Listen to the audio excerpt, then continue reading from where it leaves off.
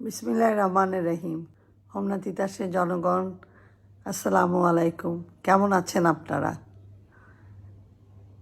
অতি বর্ষণের জন্য আমাদের রাস্তাঘাটের অবস্থা অত্যন্ত শোচনীয়, এটা আমরা জানি। এবং আমাদের এই করোনার জন্য আমাদের সব অফিস আদালত বন্ধ ছিল, ব্যবসা বাণিজ্য বন্ধ ছিল, এবং প্রবাসীদেরও নানান রকম অনেকে দেশে এসে আটকে গিয়েছিল। সুতরাং আর্থিকভাবেও আমাদের জনজীবন অনেকেরই একটু কষ্টের মধ্যে আছেন। আমরা চেষ্টা করছি যে কিভাবে আমরা আপনাদেরকে স্বাভাবিক জীবন নিয়ে আসা যায় এবং কিভাবে আমরা এই এলাকার সবাইকে ভালো রাখতে পারি। আপনারা দেখেছেন ইতিমধ্যে সোলার লাইটগুলি মোটামুটি লাগানো হয়ে গেছে, কিছু বাকি আছে, সেগুলো লাগানো হয়ে যাবে। আর আমরা বিভিন্ন খাতে ঘর বরাদ্দ হচ্ছে। মাননীয় প্রধানমন্ত্রী জননেত্রী শেখ হাসিনা একটি মানুষও গৃহহীন থাকবে না মুজিব শতবর্ষে, এটা আমাদেরকে বলেছেন জনগণকে। উনি গৃহহীন না, এই ব্যাপারে সকলকে নির্দেশ দিয়েছেন এবং সরকারিভাবে সেই ব্যবস্থাগুলি হবে। আমিও আপনাদেরকে অনুরোধ করব যে সঠিক মানুষদের সঠিক ঠিকানা, সঠিক তথ্য আমাদেরকে দিয়ে সহযোগিতা করবে, যাতে সত্যিকার গৃহহীনদেরকে আমরা ঘরগুলি দিতে পারি। সেটা আমাদেরকে আপনাদের সহযোগিতা চাই। আপনারা জানেন যে রাস্তাঘাটের ব্যাপারে তো আপনাদের অনেক কষ্ট, আমিও প্রতিনিয়ত এটার সম্বন্ধে কাজ করে চলছি। আমি ইতিমধ্যে এলজিইডির চিফ ইঞ্জিনিয়ারের সাথে দেখা করেছি, রোডস অ্যান্ড হাইওয়েজের সচিব সাহেবের সাথে কথা বলেছি। আপনারা জানেন যে আমাদের বাতাগান্ধী গৌরীপুর বাজার ছাড়াও গাজীপুর স্কুলের সামনে দিয়ে আরম্ভ করে বিশেষ করে হোমনা তিতাসের পুরো রাস্তাটাই রোডস অ্যান্ড হাইওয়েজের, সেই রাস্তাটা কিন্তু অত্যন্ত খারাপ অবস্থা আছে। আমরা কিন্তু এই রাস্তাটা 4 লাইনের প্রস্তাব করছি এবং ইতিমধ্যে আমরা কথাও বলেছি। এবং সেই জন্য কিছু কিছু অবৈধ যে রোডস অ্যান্ড হাইওয়েজের জায়গাগুলি আছে, সেগুলি মনে হয় রোডস অ্যান্ড হাইওয়েজ আর ওই অবৈধভাবে থাকতে দিবে না। তাই আমার আপনাদের কাছে বিনীতভাবে অনুরোধ থাকবে যে অবৈধভাবে যদি কোনো দোকান বা কোনো কিছুই আপনাদের থাকে, আপনারা প্লিজ আপনাদের আস্তে আস্তে করে সেখান থেকে সরে যেয়ে সরকারকে সহযোগিতা করবেন, সরকারের জায়গাগুলি যাতে সরকার পায়। কারণ মাননীয় প্রধানমন্ত্রী জননেত্রী শেখ হাসিনা নানান উন্নয়ন পরিকল্পনা করছে। তো আমরাও চাই আমাদের রাস্তাগুলি আরও বড় হোক এবং আমরা যেন সবাই আরও ভালোভাবে স্বাচ্ছন্দ্যভাবে যাতায়াত ব্যবস্থা করতে পারে। তো সে ব্যাপারে আপনাদেরও সহযোগিতা লাগবে। এটাও সত্যি কথা যে এই দোকানপাটগুলি অনেক দিন ধরে ছিল, এখানে অনেক মানুষের রুজি রোজগারের ব্যাপার আছে।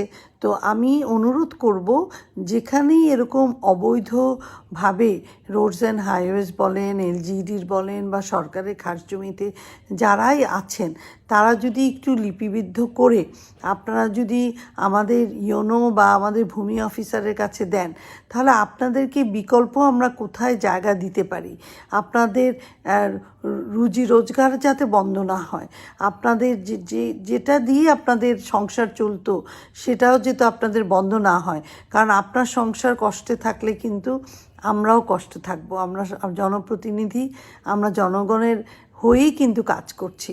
তো সেগুলিও যদি আমাদেরকে দেওয়া হয়, তাহলে আমরা তাদের জন্য বিকল্প ব্যবস্থা করব। আপনারা জানেন ইতিমধ্যে চিনায়ের রাস্তা নাকি আমি শুনেছি যে ভাঙচুর হয়েছে, এবং আমি জেনেছি যে আরও 2 সপ্তাহ পরে আরও যে জায়গাগুলি ওই রাস্তাগুলিতে আছে সবগুলি কিন্তু অবৈধ, সেগুলি কিন্তু আর থাকবে না। তাহলে আপনাদের কি বিকল্প করা যায়, আপনারা যাতে ব্যবসা বাণিজ্য করতে পারেন, সেটার ব্যাপারেও যদি আপনারা একটু তালিকাবদ্ধ হয়ে আমাকে পাঠান, তাহলে আমরা সেই জায়গাটায় উপজেলা নির্বাহী অফিসারদেরকে সাথে নিয়ে, ভূমি অফিসারদের সাথে নিয়ে একটি বিকল্প ব্যবস্থা করার চেষ্টা করব।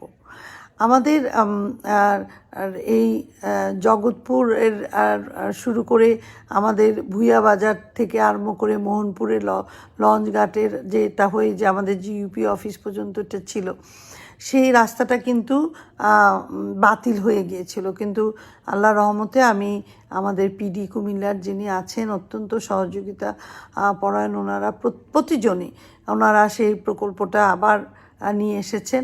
অন্য অন্য রাস্তাগুলি আমরা করছি, আমাদের পাঙ্গাশিয়ার বলরামপুরের রাস্তাটা যেটা 20 বছরও হয় নাই, আমাদের সেটাকে আরও পুরো রাস্তাই যাতে করতে পারি সেটার জন্য আমরা হিসাব নিচ্ছি, নিয়ে আমরা সেই রাস্তাটাও ইনশাআল্লাহ তাআলা করব। আমাদের আরও ব্রিজগুলি হবে। ইতিমধ্যে নারায়ণদিয়াতে আমরা, আপনারা জানেন নারায়ণদিয়ায় যে পানি নদী ভাঙন হচ্ছিল সেখানে কিন্তু বালুর বস্তা ফেলা হয়েছে, এবং আমরা অন্য অন্য জায়গায়ও ভিটিকান্দি সম্বন্ধেও জেনেছি, এবং অন্য অন্য যে কোনো জায়গায় নদী ভাঙন হলে সেটা আপনারা আমাকে চিঠি লিখে আপনারা আমাকে আবেদন করেন। আমি ইনশাআল্লাহ তাআলা পানি উন্নয়ন বোর্ড এবং সরকারের সহযোগিতা নিয়ে আমি সেই এখানে যাতে নদী ভাঙন রোধ করা যায় সেই ব্যবস্থা আমরা নিব। এখন আসি আমাদের বাতাকান্দি বাজার। বাতাকান্দি বাজার আমাদের ঐতিহ্যবাহী একটি বাজার। আমার ছোটোবেলায় বড় হয়েছে, আমার কানে সবসময় আমার মার কাছে বাতাকান্দি বাজারের কথা শুনতাম। বাসায় বাজার থেকে কোনো মাছ আসলে, কোনো তরি তরকারি আসলে যখন ভালো হতো না, আমার মার কাছে শুনতাম আমাদের বাতাকান্দি বাজারে এরকম এত খারাপ জিনিস পাওয়াই যেত না, আমাদের বাতাকান্দি বাজারে এই এত ভালো মাছ, এত ভালো সবজি, এই কথা শুনেই কিন্তু আমরা বড় হয়েছি। সুতরাং এই বাতাকান্দি বাজারটা আমার নিজের কাছে ব্যক্তিগতভাবে অত্যন্ত প্রিয়। আমি প্রথম যখন এসেছিলাম এই বাতাকান্দি বাজারের সামনে দিয়ে যখন যেতাম, আমার দু চোখ পানিতে ভরে উঠতো, কারণ আমার তখনই আমার মায়ের কথা মনে হতো। তো এই বাতাকান্দি বাজারও আমরা শুনেছি যে, আমার সাথে দেখাও হয়েছিল যে এটার বাজার কমিটি হয়েছে। তা আমি বাজার কমিটি হয়েছে খুবই ভালো কথা, কিন্তু আমি চাইব যে কোনো ব্যবসায়ী এখানে যেন ক্ষতিগ্রস্ত না হয়। নিয়ম নীতির মধ্যে থেকে ব্যবসায়ীদেরকে কিন্তু সহযোগিতা করতে হবে। ব্যবসায়ী আমাদের বাংলাদেশের উন্নয়নের চালিকা শক্তি। ব্যবসায়ীদের মাধ্যমেই এই সরকার রাজস্ব পায়। আমাদের মতন ছোট্ট একটি তিতাস উপজেলা কিন্তু রাজস্ব পায় এই ব্যবসায়ীদের কাছ থেকে, এবং এই ব্যবসায়ীরা কর্মসংস্থানেরও সৃষ্টি করে। সুতরাং আমি মনে করি যে এখানে যারা আছে সংশ্লিষ্ট বাজার কমিটিতে, তারা যেন সুন্দরভাবে কোনো ব্যবসায়ীকে ক্ষতিগ্রস্ত না করে কিভাবে এই বাতাকান্দি বাজারটাকে সুন্দরভাবে পরিচালিত করতে পারে সে ব্যাপারে যেন চিন্তাভাবনা করে। কখনো যদি কারো আমার কাছে কোনো সহযোগিতা লাগে, অবশ্যই আপনারা আমার কাছে আসতে পারেন। তবে এখানে কোনো দুর্নীতি, কোনো অন্যায়ভাবে কাউকে উচ্ছেদ, এটা কিন্তু বরদাস্ত করা হবে না।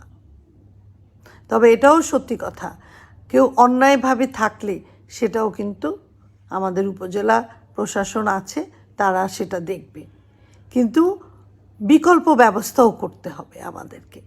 আমাদের যারা ছোট ক্ষুদ্র মাঝারি ব্যবসায়ীরা আছে তাদেরকে তো আমরা রাস্তায় ফেলে দিতে পারি না।